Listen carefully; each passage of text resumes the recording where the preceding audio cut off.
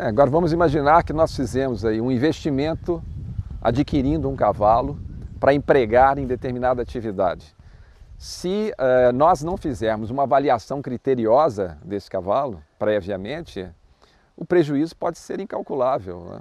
Porque um cavalo de má índole, ou seja, temperamento comprometido, e de um comportamento inadequado, é difícil de ser utilizado.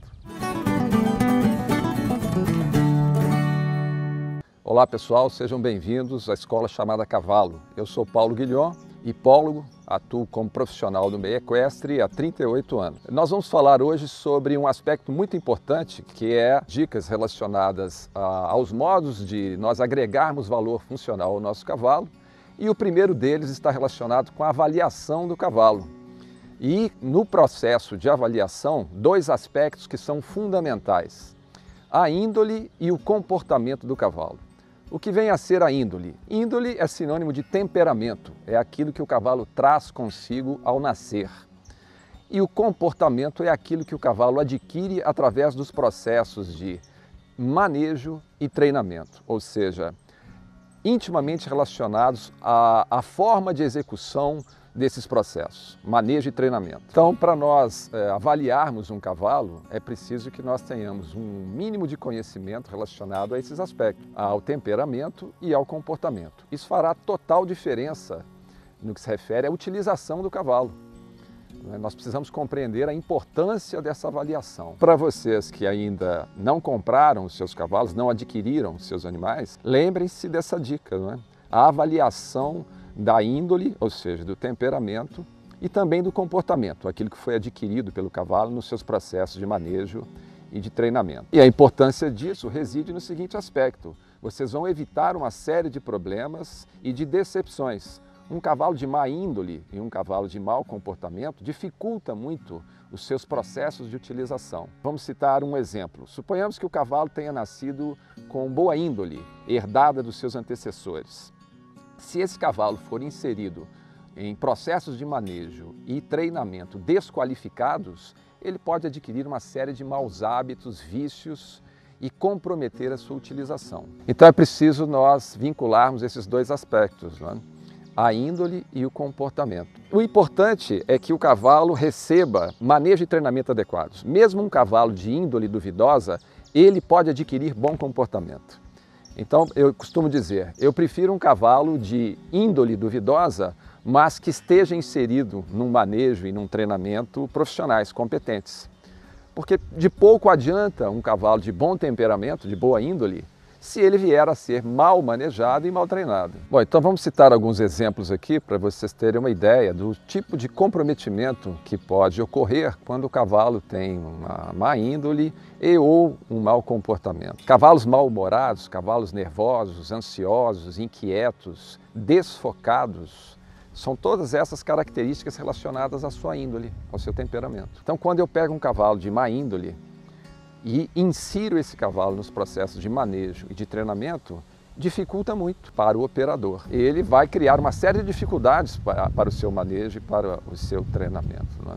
O tempo de obtenção dos resultados é maior, a dificuldade de aprendizagem do cavalo é muito maior, os tempos de aquisição dos resultados fica aumentado também. Uma gama de fatores que vão atuar como variáveis negativas, variáveis indesejáveis, para nós chegarmos aos resultados pretendidos. Outra questão que precisa ser frisada são os riscos que estão presentes quando o cavalo é de má índole, de mau temperamento. Existem cavalos que têm atitudes de agressividade na hora de serem manejados, na hora de serem treinados, e isso está muito relacionado com a sua índole. Obviamente com o comportamento também, mas lembrando que o comportamento vai ser construído através das nossas ações sobre o cavalo, nos processos de manejo e também de treinamento. Aumenta muito o risco para nós, a segurança das pessoas que estão envolvidas nesses processos fica comprometida. Imaginemos uma escola de equitação, por exemplo. O aluno ali comparece para receber instruções, o tempo de aquisição vai ser muito maior e a ineficiência vai estar presente em todos os processos. Por quê? Porque o cavalo está dificultando o acesso a ele através de um temperamento ruim e de um comportamento inadequado. Vamos citar um outro exemplo, a ecoterapia, que é uma atividade que requer cavalos de boa índole e de bom comportamento. Se nós, nessa atividade, tivermos cavalos que não preenchem esse requisito, é quase que inoperante o processo dessa terapia na qual é utilizado o cavalo. Então é fundamental que cavalos empregados em algumas atividades, como a equitação bem praticada, a ecoterapia, os esportes de alto desempenho, facilitem o seu processo de treinamento e de aquisição das capacidades que se pretendem desses animais, já manifestando características que possam facilitar esse processo, que é a boa índole e o bom comportamento. Agora vamos imaginar que nós fizemos aí um investimento adquirindo um cavalo para empregar em determinada atividade. Se nós não fizermos uma avaliação criteriosa desse cavalo previamente, o prejuízo pode ser incalculável, né? Porque um cavalo de má índole, ou seja, temperamento comprometido, e de um comportamento inadequado, é difícil de ser utilizado. Um outro aspecto que precisa ser frisado está relacionado com a estética do cavalo. Muitas vezes cavalos de mau temperamento, de má índole, cavalos nervosos, irritadiços, eles têm uma taxa de conversão alimentar menor. A taxa de conversão alimentar é o proveito que o cavalo faz daquilo que ele ingere. Cavalos mais tranquilos, calmos, não ansiosos, eles revertem com muito mais eficiência os nutrientes que eles ingerem. Não é? Então a gente fala que o cavalo tem uma taxa de conversão boa. Cavalos calmos, tranquilos, de bom temperamento, em geral tem uma taxa de conversão alimentar melhor. Então estão sempre com uma melhor aparência. Não é? Cavalos muito nervosos têm dificuldade de ganhar peso. E outra questão importantíssima, na hora dos treinamentos, esses cavalos ficam extremamente estressados, porque todos os estímulos que a eles são emitidos na hora desse trabalho podem ser mal interpretados devido a um temperamento ruim. Um cavalo irritadiço, ansioso, nervoso, ele mal interpreta os estímulos. Até nós revertermos isso na cabeça do cavalo, leva um bom tempo. E outro aspecto também que não pode ficar de fora dessas nossas considerações tem relação com a dificuldade dos treinamentos, né?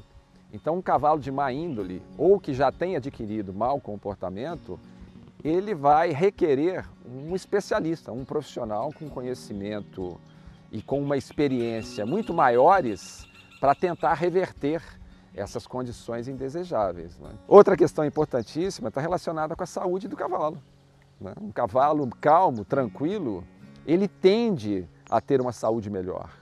Como no caso dos seres humanos, né? Pessoas nervosas, irritadas, ansiosas, estressadas, comprometem a sua própria saúde.